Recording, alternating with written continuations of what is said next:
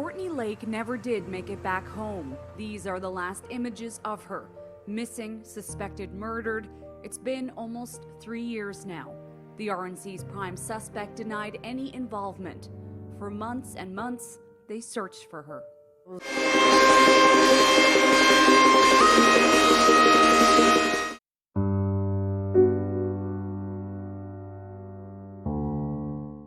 Aujourd'hui, on se retrouve pour une affaire de disparition qui est assez frustrante. On va commencer par le début. Donc, Courtney Lake a grandi avec ses parents et son frère dans la petite ville de Saint-Laurent, à Terre-Neuve, située sur la péninsule de Burin, au Canada. Courtney a été décrite comme une personne avec un esprit qui était assez libre. Elle vivait avec sa famille, mais elle était également entourée de ses deux tantes, Glenda et Donna. Ses parents se sont séparés et sa mère a déménagé à Mount Pearl, à Terre-Neuve. Elle est partie avec sa mère, mais elle est quand même restée proche de ses deux tantes. À la fin de son adolescence, Courtney a rencontré un homme du nom de Jason Pike lors d'un événement à Saint-Laurent. Les deux jeunes adultes se sont rapidement mis en couple. Ils ont eu un fils, appelé Oliver.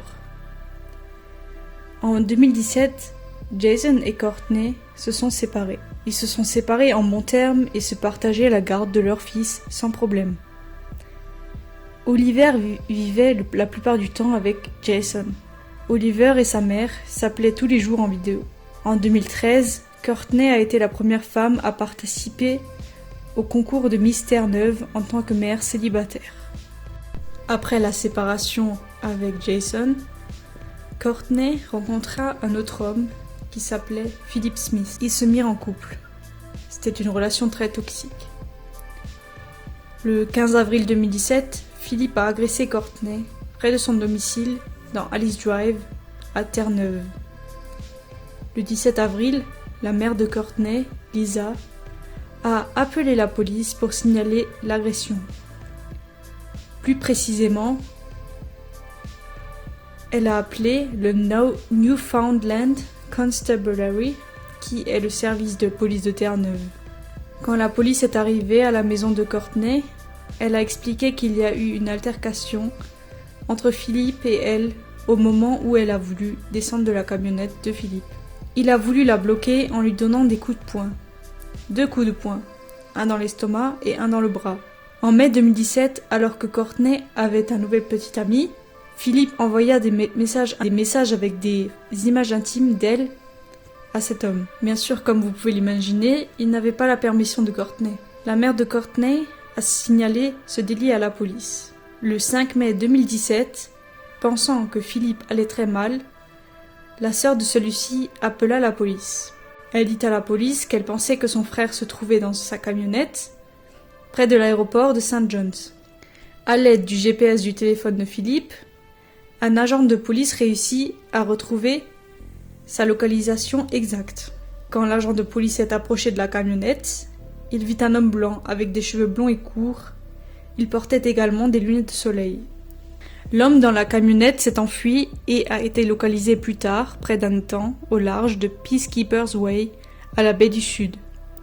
Il aurait essayé de se faire du mal. Un agent de police l'a menotté et il a été placé dans un établissement de santé mentale pendant 4 jours. Pendant ce temps, Courtney a demandé une mesure d'éloignement, ce qui allait empêcher Philip Smith d'avoir n'importe quel contact avec elle. Cette information a été confirmée plus tard par des amis du couple. Philippe a essayé de modifier cette mesure d'éloignement, mais cela a été refusé par le juge. Cependant, il avait maintenant le droit de se rendre au travail. Malgré la mesure d'éloignement, Philippe a essayé de contacter Courtney 33 fois le 5 juin 2017.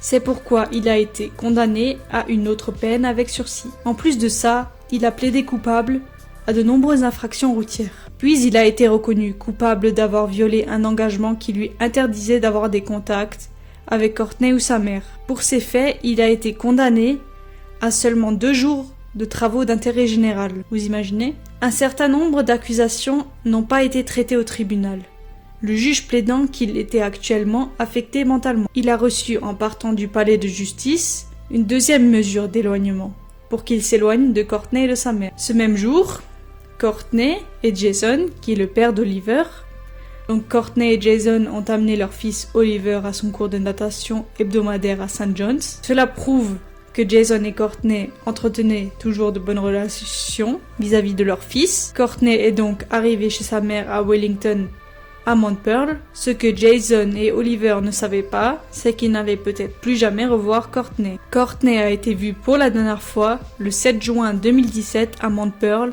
exactement 4 heures après que Philip Smith ait quitté le palais de justice.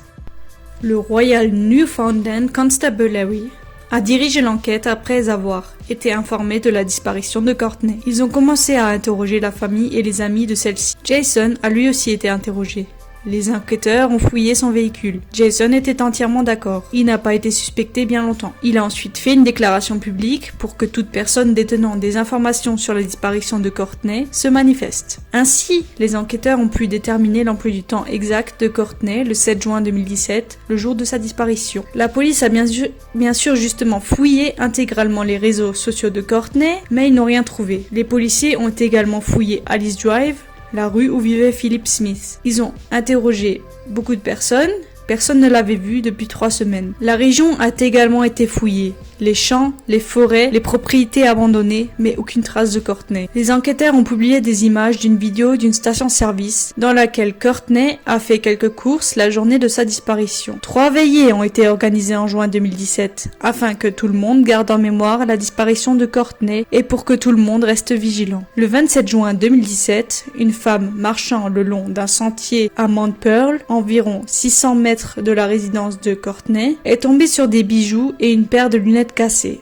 Elle a contacté la police. Les affaires n'appartenaient pas à Courtney. Le même jour, la police a trouvé Philip Smith en train de boire dans un bar à St. John's. Puisqu'il n'avait pas le droit d'entrer dans un autre établissement qui servait de l'alcool à l'époque des faits, il a été arrêté et placé en garde à vue. Le 28 juin 2017, les enquêteurs obtiennent un mandat de perquisition et se dirigent vers 2 logements, celui de Philip Smith et celui de son père. Ils ont fouillé le camion de Philip et ont maintenu une surveillance accrue des maisons. Des affiches ont été créées par la famille de Courtney et par les enquêteurs pour inciter les passants à appeler la police pour toute information.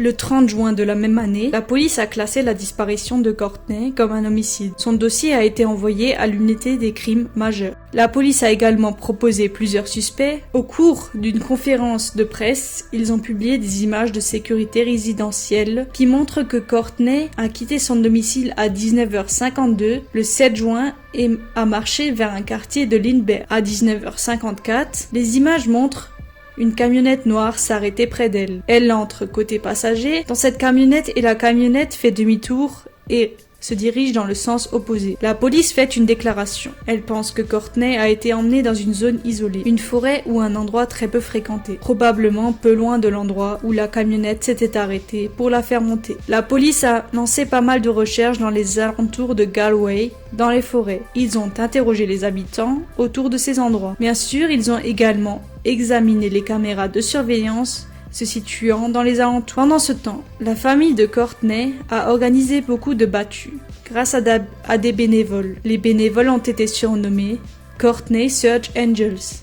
Ils ont tout fait à pied ou à vélo. La famille a également créé une page GoFundMe, souvent utilisée pour financer les recherches des familles dont un membre a disparu. Le 2 juillet 2017, lors d'une de ces fouilles, les bénévoles sont tombés sur un objet découvert près de l'étang Torbaymans, à l'ouest de St. John's. Cet objet a été confirmé comme appartenant à Courtney. Dans la journée du 3 juillet, la police a effectué des recherches au sol et dans l'eau. Tout a été fouillé de fond en comble. Le fond de l'étang a été passé au crible. Je suis vraiment choquée que Philip Smith avait été remis en liberté après ses nombreuses arrestations dans le passé. Toutes les infractions qu'il a commises. On imagine bien qu'il n'allait pas s'éloigner de Courtney. Il n'avait pas respecté la première restriction et il n'a pas l'air d'avoir une valeur de la justice. Il a continué le jour même de sa sortie du tribunal à avoir des démêlés avec la justice. Il a conduit alors que cela lui était interdit. Il a également approché Lisa Lake, la mère de Courtney. Il a même avoué que c'était lui qui a récupéré Courtney dans sa camionnette le jour de sa disparition. Donc Courtney est montée dans sa camionnette alors qu'elle savait, grâce à ses expériences, que c'était un homme très dangereux. Je ne comprends pas vraiment pour quelle raison elle aurait pu monter avec lui. Il n'a pas révélé où ils sont allés ce soir-là, ni où il a laissé descendre Courtney. Lisa, la mère de Courtney, dit que c'est une question qu'on lui pose souvent. Pourquoi Courtney est-elle partie dans un camion avec Philippe? Les enquêteurs ayant fouillé le portable de Courtney pensent qu'elle avait l'intention de rentrer chez elle ce jour-là. Philippe a été condamné à 90 jours de détention. C'est vraiment peu si c'est lui qui a enlevé et probablement tué Courtney. Encore pire, il a été libéré après seulement 16 jours de détention. Le 24 août 2017, il a été libéré et simplement, il n'avait plus le droit de conduire pendant un an. C'est ridicule. En automne 2017, on va dire en septembre, Philippe a été relevé de ses fonctions militaires en raison de ses condamnations criminelles. Il n'avait participé à aucune mission outre-mer depuis son entrée ses fonctions militaires. En octobre 2017, lors d'une cérémonie en mémoire de Courtney et d'autres femmes disparues à St. John's, Lisa Lake a lu un discours pour sa fille, mais elle a été submergée par l'émotion et n'a pas pu le finir. Le 31 octobre 2017, Smith a appelé sa famille pour dire qu'il allait mettre fin à ses jours. Inquiète, sa famille a contacté les autorités et ont envoyé les autorités à Bellevue Beach où la famille possédait un chalet. Le 1er novembre, dans la nuit, un chien a trouvé le corps de Philip Smith. La police n'a ni confirmé ni nié le suicide. Ils ont seulement expliqué à la population de Bellevue Beach qu'il n'y avait aucun prédateur, aucun danger. Après ça, les enquêteurs ont effectué des recherches sur cette même plage et les environs. Ils espéraient trouver des indices pour Courtney, même son corps. Mais rien du tout. Encore une fois, ils n'ont rien trouvé. Un ami de Philippe a révélé l'avoir vu le jour de sa mort. Il disait que Philippe allait mal et qu'il avait fait plusieurs tentatives de suicide. Personnellement, je pense que Philippe avait des choses à se reprocher. La famille Lake ont appris le suicide de Philippe et ont présenté des condoléances à la famille Smith. C'est très honorable. Je pense que la famille Lake était convaincue de l'implication de Philippe dans la disparition de Courtney. En novembre 2017, le corps d'une femme a été retrouvé le long d'un sentier en forêt, près de St. John's. Bien que la mort ait été jugée suspecte, le corps n'était pas celui de Courtney d'après les analyses. Le 4 décembre 2017, un dîner de collecte de fonds et une veillée ont été organisés en l'honneur de Courtney. Également en décembre 2017, de nouvelles informations ont précipité des recherches dans Smallwood Farm, près de la plage de Bellevue. Il y avait 122 personnes pour rechercher un corps ou des indices. C'est énorme. La recherche a duré 5 jours et devinez quoi? Rien. Courtney n'est pas partie d'elle-même. Son compte bancaire n'a pas été utilisé depuis sa disparition, ni son téléphone portable. Comme vous le savez, elle avait un fils. Je ne pense pas qu'elle l'ait abandonné, cela me paraît impossible, puisque encore quelques heures avant, elle était avec lui et tout était normal. Son comportement n'avait pas changé. À partir de 2019, les recherches de Courtney ont été presque abandonnées. Aucun indice n'a été trouvé et plus personne n'a été interrogé. La seule théorie pour les policiers, c'est que Courtney aurait été assassinée par Philippe. Malheureusement, il est mort, avec toutes les informations qu'il cachait. On sait que c'est lui qui a vu Courtney pour la dernière fois. Pourquoi n'a-t-il pas été interrogé plus en profondeur? Est-ce que ça a un rapport avec sa place dans l'armée? Je pense que la police aurait facilement pu trouver des informations en l'interrogeant beaucoup plus. Il n'était pas stable mentalement et il aurait pu craquer. S'il avait été en prison plus longtemps, il ne se serait peut-être pas suicidé. En tout cas, pas si rapidement. Est-elle partie refaire sa vie en laissant ses proches et ses amis dans le questionnement? Ça me paraît trop. Elle aimait ses proches, sa famille, ses amis et surtout son fils. Actuellement, Jason a la garde de son fils Oliver. Il dit qu'Oliver sait que sa mère a disparu et qu'elle lui manque beaucoup. L'affaire est frustrante. Franchement, ne pas savoir c'est le pire. Si au moins ils avaient une preuve de sa mort, mais la famille n'a rien. Merci d'avoir regardé cette vidéo. Vos théories en commentaire m'intéresseraient beaucoup et à bientôt.